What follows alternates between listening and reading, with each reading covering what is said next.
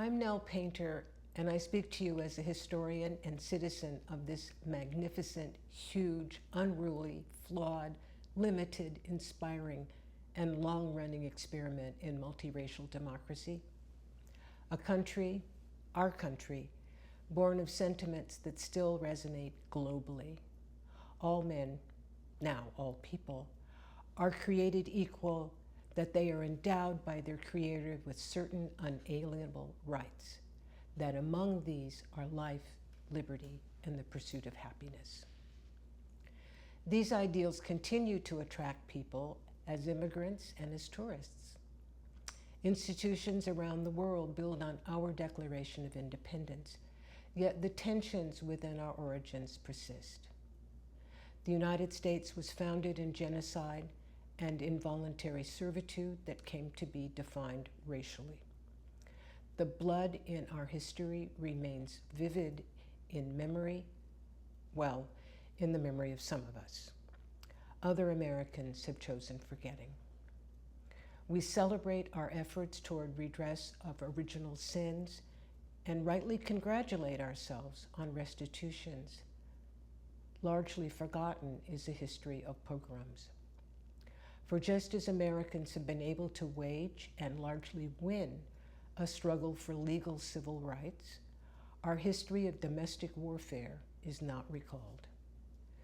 When we experience each new outburst of violence, whether individual killings or mass shootings, and we want to wax nostalgic about better times, we erase from our memories a steady history of violence, including these markers. New Orleans, 1866, an attack on Black Republicans and their white allies that killed 50 people. Marias River, Montana Territory, 1870, the U.S. Army slaughter of some 200 Piegan Blackfoot Indians.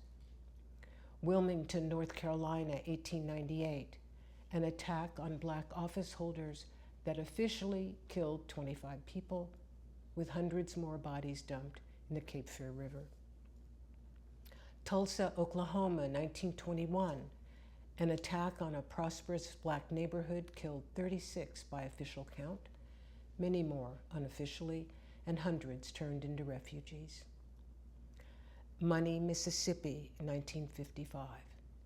Emmett Till, a 14-year-old who contravened white supremacy's gender ideals, tortured and murdered. Birmingham, Alabama, 1963. A church bombed on Sunday morning, killing 4 girls who were putting on their choir robes.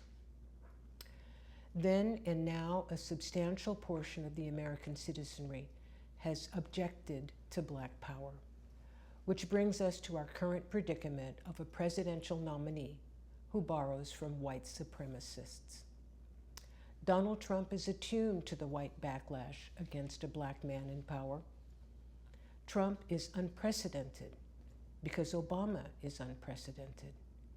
Without Barack Obama as president, there would be no Donald Trump as presidential nominee. Oh no, you might answer, there are real economic issues, real economic reasons for Trump's popularity, reasons that have nothing to do with a Black president. Trump's acolytes are hurting economically. Well, then I ask, why aren't they Democrats? Why do they support the political party of tax cuts for the wealthy and the privatization of Social Security? Why do they elect representatives who govern against the economic interests of working people? The answer lies in how many voters' racial identity outweighs their economic self-interest. In the 2016 presidential election, the configuration of white racial identity that leads to Donald Trump is bad for all of us, but especially bad for those of us of color. The writer Karen Good Marable's phrasing, mental anguish and a violence on the souls of Black folk, recalls W.E.B. Du Bois and James Baldwin. She was writing about Sandra Bland, but Good Marable might well have included non-Black Americans whose empathy crosses the color line. The brutality of Donald Trump's speech is already contaminating our whole society. Even before whatever mischief he might inflict as president, whatever policies he might champion, and whichever Supreme Court justices he might nominate, he is already poisoning our public sphere. He is already fouling our magnificent, huge, unruly, flawed, limited, inspiring, and long-running experiment in multiracial democracy. He has already increased the tensions between the ideals of our origins and its roots in racial subjugation. There is already too much blood in our past to elect this man.